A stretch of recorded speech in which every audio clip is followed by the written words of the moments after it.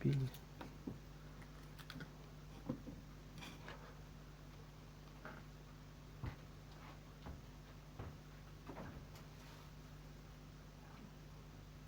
Пинац, пинац, пинац, говорит, пинац. Чего? Пинац.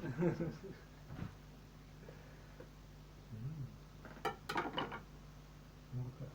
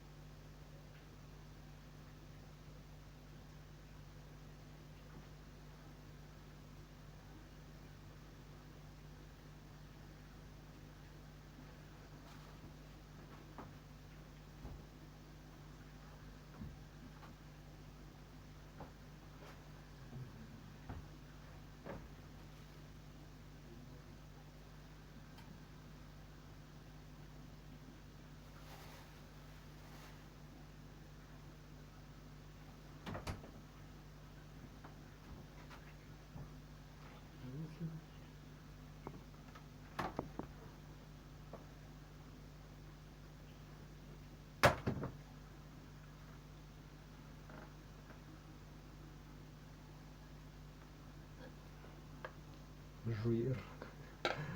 Жуир.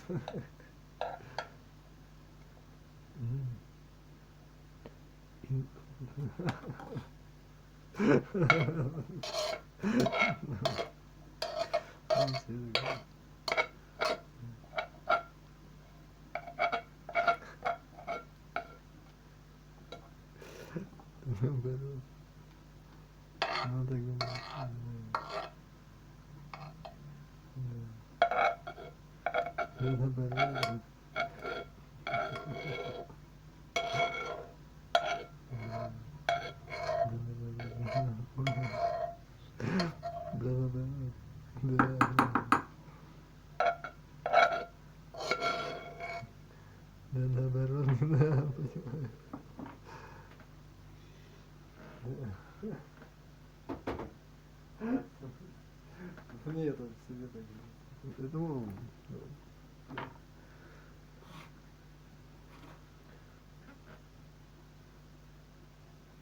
Срубчанский.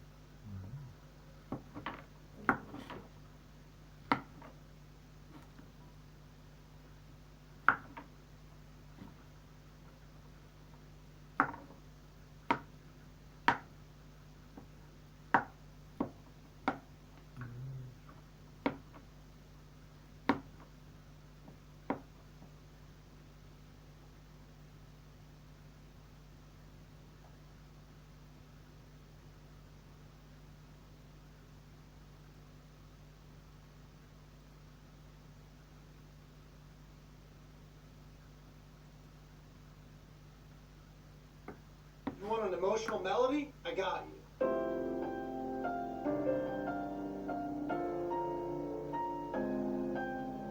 You want a dark melody? I got you. Hello everyone, welcome to the channel of the scientific piano teacher. My name is Fanny. Today we are going to talk about forearm finger grouping. Grouping is like the motivic groups that we can use our forearm and finger movement to facilitate our playing. There are some good benefits of using this forearm finger grouping.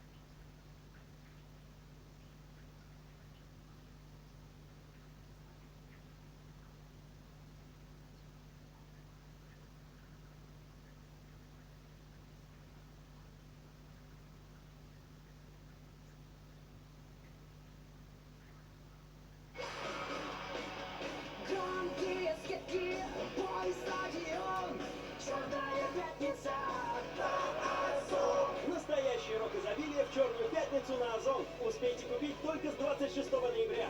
Конструктор Лего Классик за 890 рублей. Покупайте с 26 по 28 ноября.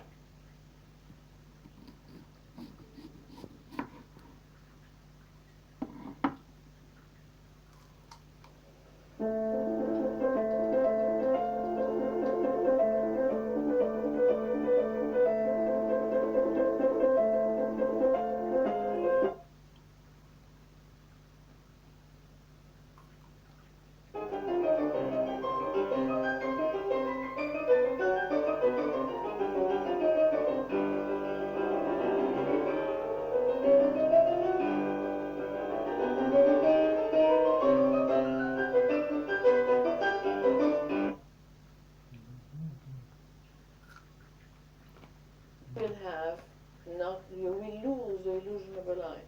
So the same thing when we play a scale and we do, or anything doesn't have to be a scale. If I do the between this and this, so see, I don't practice.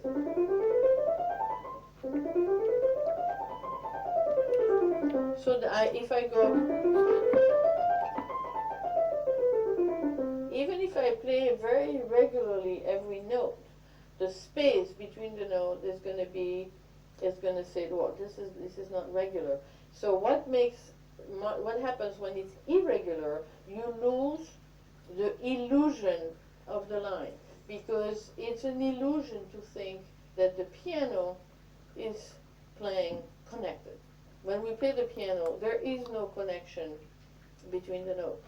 You have the hammer, like I said before, the hammer hits the string and says goodbye, okay? So you are responsible for what's happening, the space, and how actually you are mentally, orally,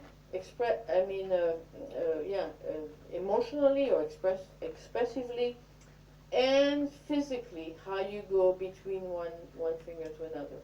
Now, we learn, I think that most of you know that if you keep your finger in the key,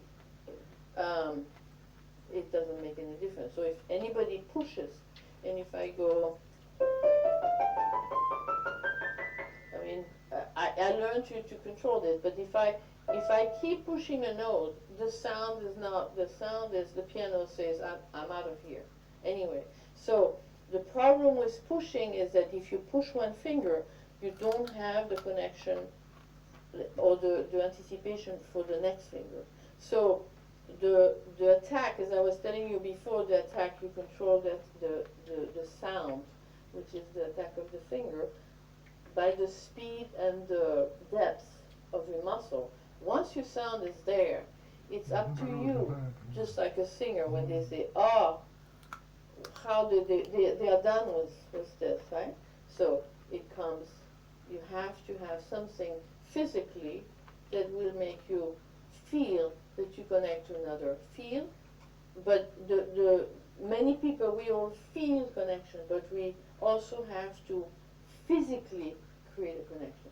Whatever it's between the fingers, or it's by moving the wrist so that we have, or much bigger from the breathing and from the whole arm business, right? So that we create a gesture of putting 5, 6, 7 notes, 10 notes, 100 notes, so one after another, and we create a line. We give the illusion of a line, okay? So in order to do that, I was going, here's the fourth and the fifth finger that are playing like this, so that if you play with a different kind of tension and depth, because your tendon actually has to do like this. For me, the first thing that has to happen when you move on the keyboard left and right is to bring your fourth and fifth finger aligned with your key, so that if I play, which happened with the like Schumann, right? So I also believe that we have to work on the muscles that are between it's not, this is also, this is another thing in your hand. This is not the muscle of the finger. This is the what I call the sideboard of the hand, right? So you have a muscle, actually, also a reason why when your thumb is locked, you're locking the whole contour of your hand, right? Because the muscles here is connected by a big tendon here that goes all the way around, okay? So that's why for me the really to think of the hand as a platform, then the fingers can do whatever they need to do because they are supported. The first exercise that I give to learn to isolate the muscles that are here is this. So you will have the natural weight, so your wrist will be straight and stable and no up, no down, right? So no river, no mountain, so that the flow comes, from here all the way. And so, of course, sometimes we're going to use the wrist when we need to bounce. But when you really want everything to go to the fingers, you're not going to lock anything this way or this way because it gets stuck here, right? The same way a singer has to open somehow the neck, doesn't have to be like this, right? So that everything can come out this way. So lately, for me, the image of everything comes here when I talk, everything comes here. When I go to my instrument, everything goes here, right? So there's really, you have to feel like a current. So it's like, it's your voice, right? The piano, the fingers are becoming your voice. With the piano, right? But you have much more control of the instrument, and you need more because this is not going to move. So you have to adapt all of yourself so that you can connect with the instrument, and so that there's a natural flow from here all the way to the fingers. So to go to this exercise, I realized that because of different reasons, I don't have a problem feeling my finger as one unit. Whatever position you give any angle in your fingers, you have to feel that your finger is actually one unit. So that I realized that when I give this exercise, that this doesn't seem like an exercise, but you learn to isolate really the, underneath here the muscle. And so this is the only tension that you're going to have in this exercise. So this is going to be stable, not locked, right? There's nothing in piano playing except sometimes when you have to play extremely loud and fast. Then I think that there are certain things that we may lock so that we can vibrate. But generally, I don't believe in locking, but I do believe that stabilizing and be aware of a stabilization of a finger, first of all, because I think this is the end, if you want, but I think we have to begin with that, so that if this is solid and the finger are responsible to stay stable, then everything else can come. Most of the time when I see someone doing this, it's because whatever the emotional, the good tension that one would like to, transfer to the instrument gets stuck here. Why? Because this is not solid. So that when you lock somewhere, that means that there's a weakness somewhere else. So often, the same thing with the thumb. How many times did I hear when I was young, relax your thumb? Well, how can I relax my thumb if everything is based on it, right? So when you play your fourth finger, often you're going to see people, maybe some of you, when you play your fourth finger, your thumb is going to go like this. Why? Because the muscle that supports the fourth finger is weak, or is not. The hand is not aware of it, right? So you also have to know that all of your hands have their own, and the fingers have their own intelligence, and you have to trust this, so that they all have the tip of the fingers. There's a lot of nerve endings, so this is very helpful to to actually feel that anybody, can you put your hands in front of you? And what do you feel? No, just relax, right? So can you feel the tip of your fingers? Really the tip, right?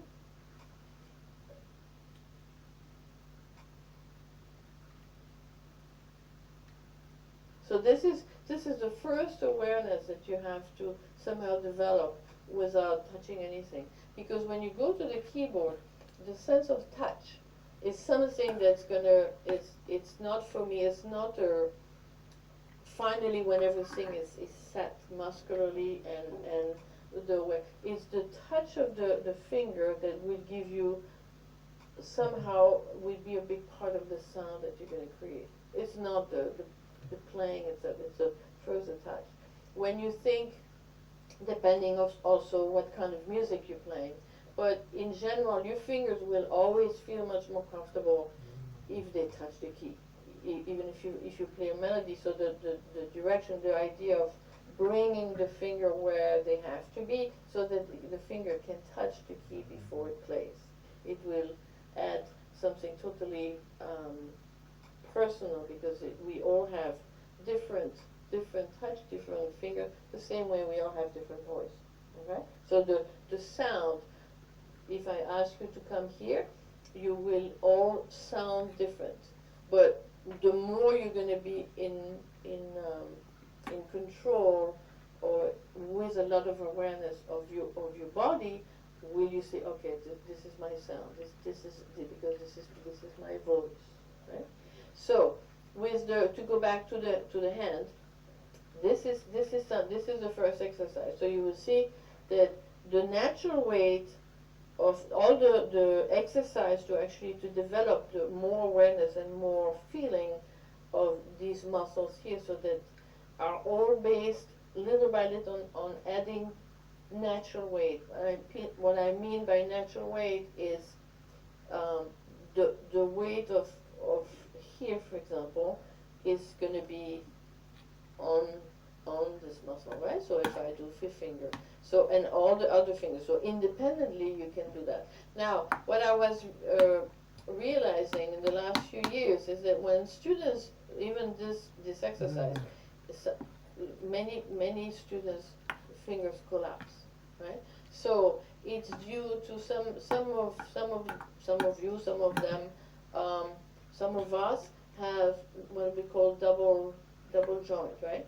This is something that, because I don't have it myself, I'm not so sure exactly how one can go through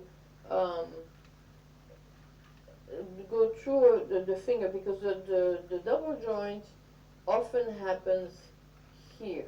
The double joint here is not so important, but the one in the middle, it's connected also, because once you collapse this, or you know, I see some of them have the finger inside. Anybody here knows if they are double joint?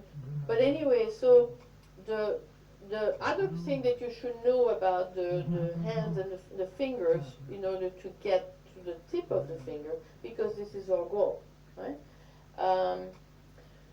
Is that I always thought, again, wrongly, that we had the tendon from here and that it was becoming muscles.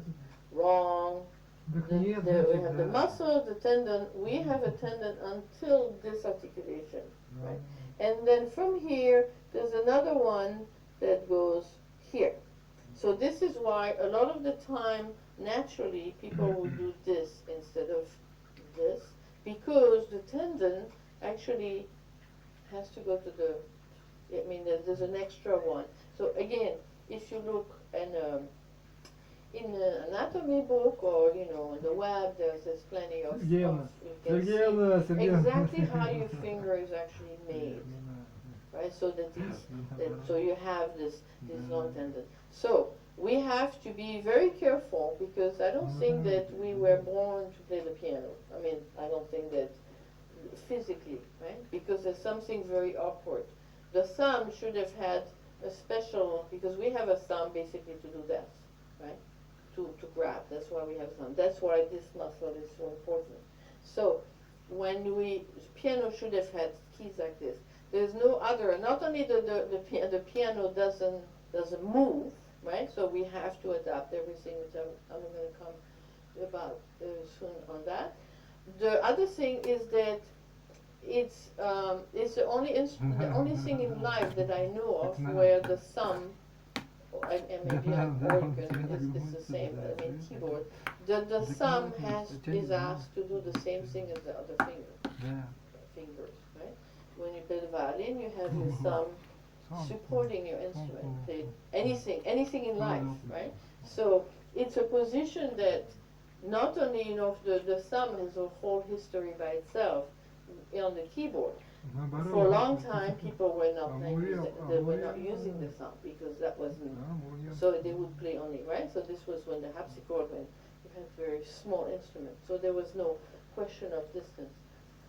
Then people began to use the thumb for chords and things like that. But for many years, until some people, even until today, they won't use the thumb on the black key, which is understandable because if you don't think as your hand is one unit, right? So to go with the thumb on the black key, there's a lot of things that physically you have to do in order to actually move on the keyboard. So for example, when there's a difference in your bicep. If you're on a white key,